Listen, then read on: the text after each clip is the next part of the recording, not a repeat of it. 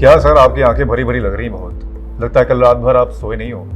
हाँ यार, ये अमेरिकी बाजार पर नजर रखने के चक्कर में ना नींद खराब हो जाती है। अमेरिकी बाजार? लेकिन सर आप तो भारतीय बाजार में निवेश करते हैं। हाँ, भारतीय बाजार को समझने के लिए ना अमेरिकी बाजार को देखना पड़ता है। अब मेरे पास देखो आईटी शेयर हैं, उनके लिए और भी जरूरी हो जाता है कि अमेरिकी बाजार को देखें। लेकिन सर आईटी शेयर तो इधर काफी गिरा हुआ है, जबकि अमेरिकी बाजार जो है आपका वो काफी मजबूत दिख रहा है। हाँ, इधर कुछ समझ नहीं आ रहा। भारतीय आईटी शेयर अलग दिशा में चल रहे हैं, अमेरिकी बाजार अलग दिशा में चल रहा है। इधर थोड़ा समझ नहीं आ रहा। शेयर बाजार में अक्सर ये कहा जाता है कि अमेरिका में बादल छाते हैं तो भारत समेत दुनिया के कई बाजारों को छींक आने लगती है।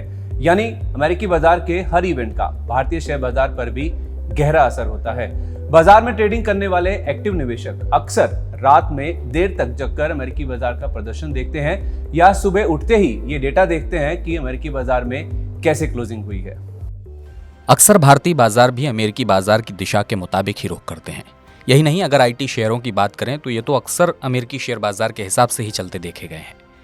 इसकी प्रमुख वजह यही है कि आईटी कंपनियों का काफ़ी कारोबार अमेरिका की इकोनॉमी और अमेरिका की कंपनियों पर निर्भर करता है। लेकिन हाल में ये चाल कुछ पलटती दिखी है। इस साल अगर भारत के प्रमुख एक्सचेंज निफ्टी से जुड़े आईटी इंडेक्स को देखें तो अमेरिका के प्रमुख एक्सचेंज नास्डैक से इसकी राह जुदा हुई है। सबसे पहले ये देखते हैं कि आईटी शेयरों के लिए साल 2023 कैसा रहा। साल 2023 चुनिंदा आईटी शेयरों के लिए अच्छा रहा, खासकर यूएस की कंपनियों में तो अच्छी तेजी देखी गई। अमेरिकी शेयर बाजार की बात करें तो नास्डैक का इस साल अब तक का प्रदर्शन डाउ जोन्स और S&P 500 से बेहतर रहा है। अब ये भी जान लेते हैं कि साल 2023 में नास्डैक में तेजी क्यों आई। असल में नास्डैक की तेजी में फेसबुक, अमेजॉन, एप्पल, नेटफ्लिक्स और गूगल के शेयरों का बड़ा योगदान रहा है। साल 2023 में इन शेयरों में 41% तक तेजी देखने को मिली है। इन शेयरों का नास्डैक में करीब 30% का वेटेज है। घरेलू आईटी शेयरों की बात करें तो पहले इनकी चाल अमेरिकी बाजार के अनुरूप देखी गई है। आईटी शेयरों के इंडेक्स निफ्टी आईटी इंडेक्स ने बीते कुछ सालों में नैस्डैक के समान प्रदर्शन दिखाया है। लेकिन साल 2023 में अगर निफ्टी आईटी और नैस्डैक की बात करें तो दोनों का अब तक का प्रदर्शन एक दूसरे से उलट यानी विपरीत दिशा में रहा है। इन आंकड़ों को देखकर ये सवाल खड़ा होता है कि क्या निफ्टी आईटी और नैस्डैक का कोरिलेशन खत्म हो गया है? क्या ये दोनों इंडेक्स अब अपनी अपनी चाल चलेंगे यानी अलग दिशा में चल सकते हैं? तो देखिए, अगर निफ्टी आईटी इंडेक्स की अगर बात करें तो सबसे पहले अगर आप देखें तो नैस्डैक में जो फॉल आया था एक क्रूशियल लेवल्स है कि पोस्ट कोविड जब रैली हुई थी और उसमें जो हाईएस्ट लेवल्स बने थे वहां से नैस्डैक में तकरीबन 40% का करेक्शन आया था।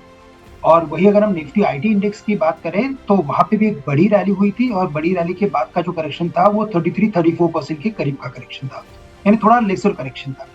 बट अगर यहाँ से अगर आप देखें तो इनफैक्ट पिछले 6 महीने में काफी सारी स्ट्रक्चरल चेंजेस हुए और नो डाउट कि नैस्डैक में अच्छी तेजी बनी है और नैस्डैक ने अपने पूरे फॉल का यानी कि जो एक बड़ा फॉल आया था उस फॉल का 50% कवर कर लिया है। बट निफ्टी आईटी इंडेक्स ने अभी तक जस्ट 10% जितना ही कवर किया जितना फॉल आया था उसका।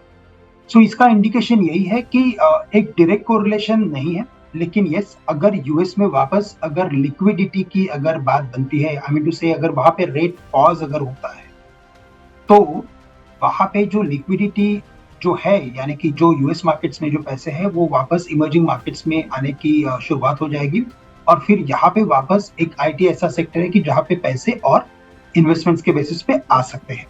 आईटी सेक्टर के शेयरों का प्रदर्शन मिला जुला रहा है, यानी कुछ शेयरों में तेजी आई तो कुछ में कमी रही।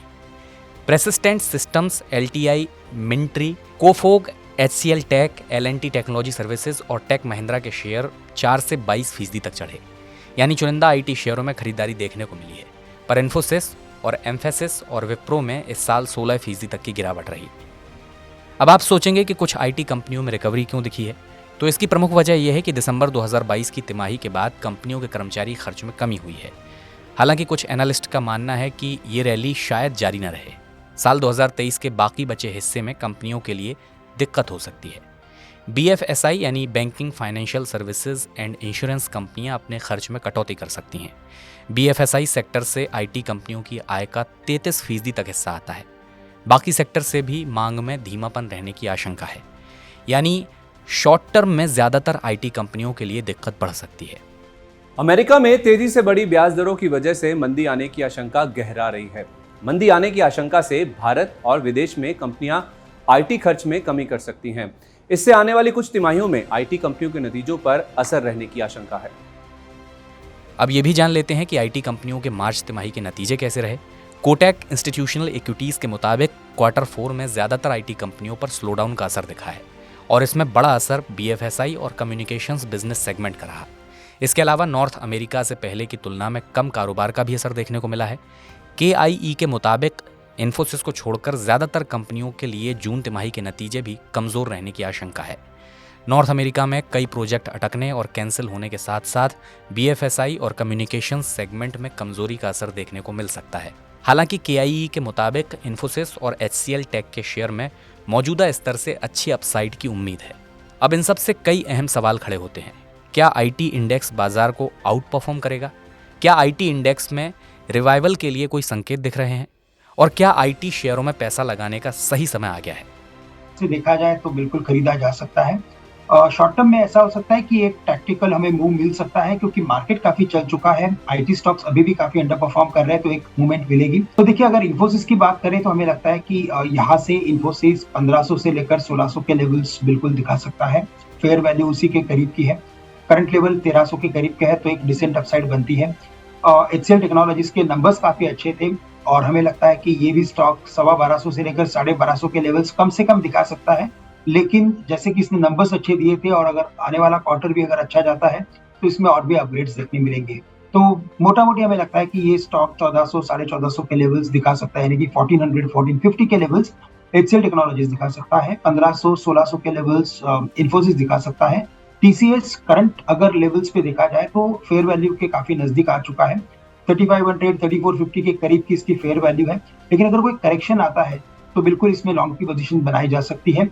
After change in the management, यानी कि जो टॉप लेवल पे जो कुछ चेंजेस हुए थे उसके बाद इनके जो ऑर्डर बुक है उसमें और भी हमें इजाफा देखने मिलेगा और इसी वजह से हमें लगता है कि अगर कोई करेक्शन आता है तो ये काफी एक सेफ कैंडिडेट रहेगा टू इन्वेस्ट फॉर। कुल मिलाकर देखें तो आईटी शेयरों में लॉन्ग टर्म का पर्सपेक्टिव सही नजर आ रहा है।